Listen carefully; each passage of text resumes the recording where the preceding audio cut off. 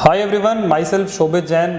आज ऑनलाइन कक्षा पे टॉक विद टॉपर्स में मेरे साथ धैर्य अग्रवाल है। मैं आपको बता देना चाहता हूँ, धैर्य ने 2 साल हमारे पास प्रिपरेशन करी है और धैर्य ने इस बार जेई एडवांस 2020 में 1964 रैंक हासिल किया है। धैर्य, आपकी क्या क्या अचीवमेंट्स है, क्या क्या रैंक्स आपके आए हैं, कितना बोर्ड में स्कोर रहा? हमारे स्टूडेंट्स, हमारे व्यूअर्स जानना चाहते हैं, तो उसके बारे में बताइए। मैंने जेई एडवांस में 1964 रैंक हासिल किया है और जेई मेंस में मैंने 5449 रैंक हासिल किया है। और मेरे बोर्ड एग्ज़ाम्स में फिज़िक्स केमिस्ट्री मैथ्स की अगर बात करें तो मेरे 95% मार्क्स आए हैं।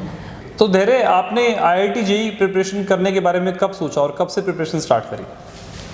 मतलब जब मैं 9th और 10th क्लास में आया तब मतलब कोई भी स्टूडेंट है 9th-10th क्लास में आने के बाद उसका जो सही में साइंस के डिवीजन होते हैं, जो असल साइंस होती है उससे उसका सामना होता है, वो उसको पढ़ता है। तो मेरे को 9th-10th क्लास में आने के बाद मैंने अपने इंटरेस्ट्स को फाइंड आउट किया, जिससे कि मुझे लगा कि मेरे मैथ्स में और फिज़िक्स में इंटरेस्ट है और मतलब कि मेरे को नॉन मेडिकल लेनी चाहिए और इंजीनियरिंग लाइन में जाना चाहिए। मेरा वहाँ पे इंटरेस्ट है उस लाइन में और वहाँ पे मेरा पैशन है।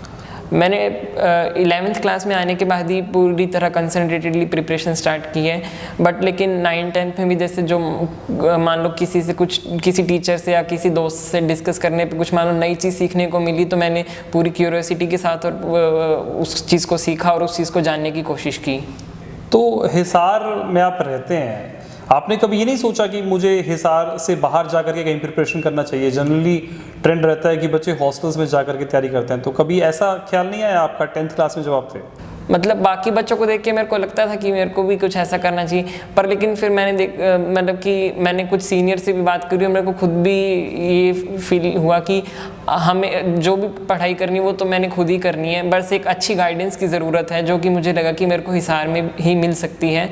बाकी तो जो भी तैयारी करनी है वो तो सब सेल्फ स्टडी पे है और कितना मैं टाइम डिवोट करके कितना अच्छे से मैं चीज़ों को समझता हूँ, कितनी प्रैक्टिस करता हूँ और अच्छे से सब कुछ समझता हूँ।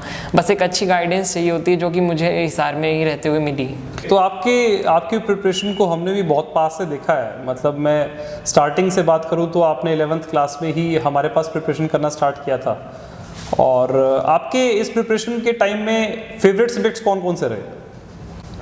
मेरे को तीनों ही सब्जेक्ट्स करने में मज़ा आया। फिज़िक्स केमिस्ट्री मैथ्स तीनों में ही मेरा इंटरेस्ट बना और मतलब कि तीनों के सब्जेक्ट्स के मेरे टीचर्स भी बहुत अच्छे थे। उन्होंने हर कंसेप्ट को एक इंटरेस्ट के साथ पढ़ाया और एक अच्छी नई शुरुआत से पढ़ाया, ताकि शुरू से उसमें मेरा इंटरेस्ट डेवलप होता चला गया और मैं उसको अच्छे से सीखता चला गया। अगर हम टाइम की बात करें तो आपने तीनों सब्जेक्ट्स की जो प्रिपरेशन करी, तो क्या उसमें आप डेली तीनों सब्जेक्ट्स को पढ़ते थे या फिर क्या आपकी स्ट्रैटेजी रहती थी?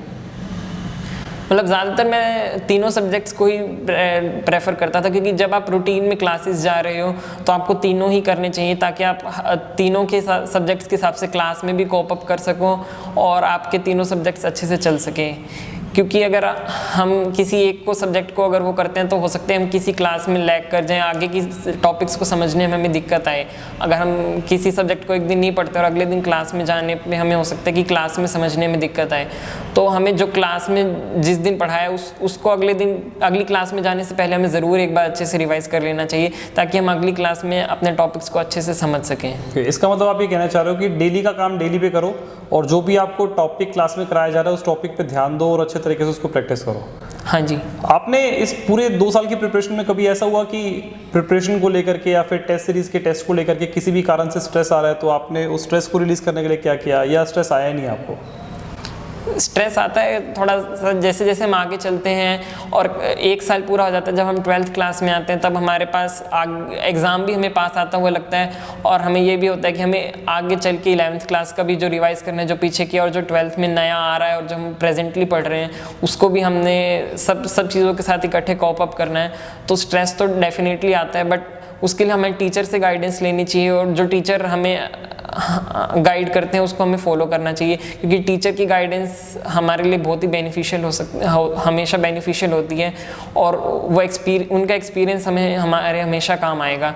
तो हमें टीचर से गाइडेंस लेनी चाहिए और स्ट्रेस को कम करने के लिए हमें मतलब अपनी फैमिली के साथ टाइम स्पेंड करना चाहिए, कुछ अच्छे मोमेंट्स वो करने चाहिए जिससे कि हमारा स्ट्रेस थोड़ा रूल आउट हो जाए और म्यूज़िक सुन सकते हैं, हम थोड़ी देर खेलने के लिए भी जा सकते हैं। मतलब हमें अपना शेड्यूल को थोड़ा सा रिलैक्स रखना चाहिए कि हम कुछ और एक्टिविटीज़ के लिए उसमें टाइम निकाल सकें, जिससे कि हमारा स्ट्रेस लेवल भी कम हो और हम फिज़िकली भी फिट रहें।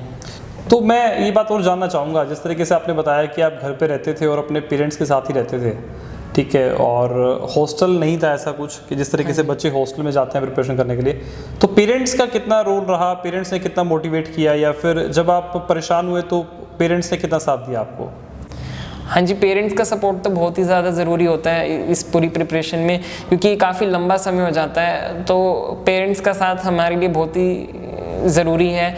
पेरेंट्स हमें हर रोज़ हमारे लिए उनका वो हमारी डाइट का ख्याल रखते हैं, हमारे सोने का, हमारे उठने का, पूरा सब चीज़ों का वो ख्याल रखते हैं, जिससे कि हमारा एक शेड्यूल मेंटेन होने में भी हमें काफ़ी मदद मिलती है।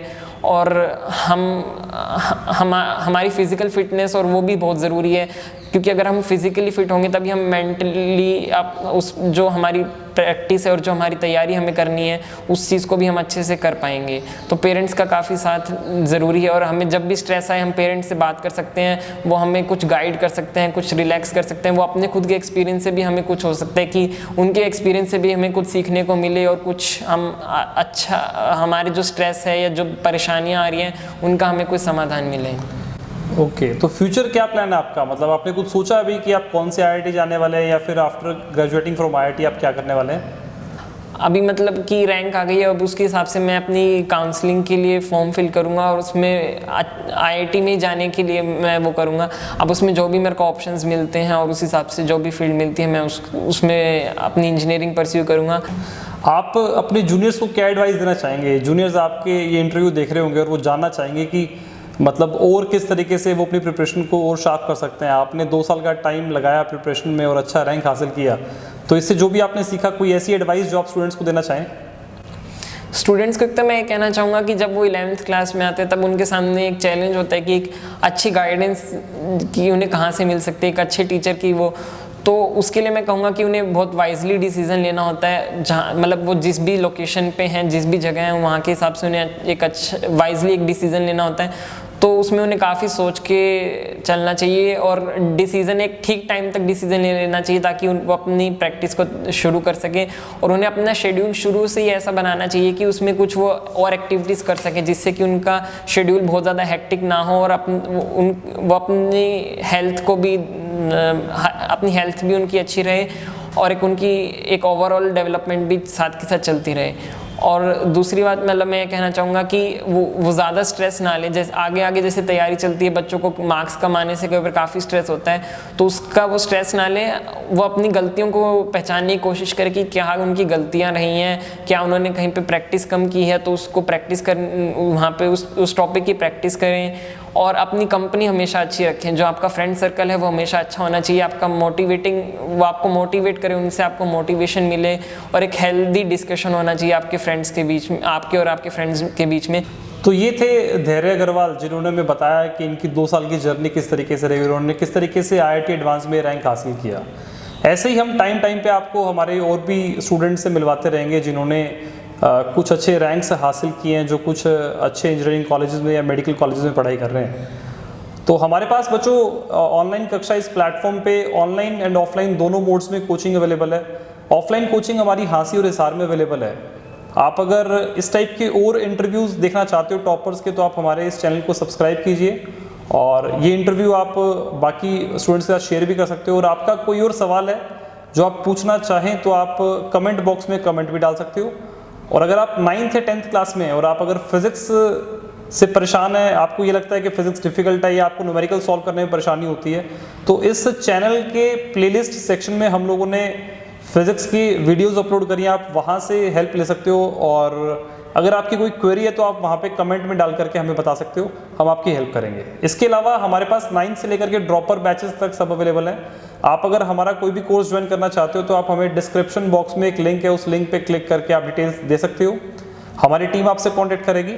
इसके अलावा इस बार हम लोग कुछ इकोनॉमिकली वीकर स्टूडेंट्स को फ्री ऑफ कॉस्ट टीच करने वाले हैं। तो इन केस आप अगर मान लो इकोनॉमिकली वीक हैं और आप प्रिपरेशन करना चाहते हैं हमारे पास, तो आप फ्री ऑफ कॉस्ट कोचिंग ले सकते हो। उसके लिए आपको हमारे फॉर्म में मेंशन करना होगा हमारी टीम आपसे कांटेक्ट करेगी और सारी डिटेल्स चेक करके हम आपको फ्री ऑफ कॉस्ट कोचिंग भी प्रोवाइड करेंगे। तो बच्चों मिलते हैं ऑनलाइन कक्षा पे। Thank you.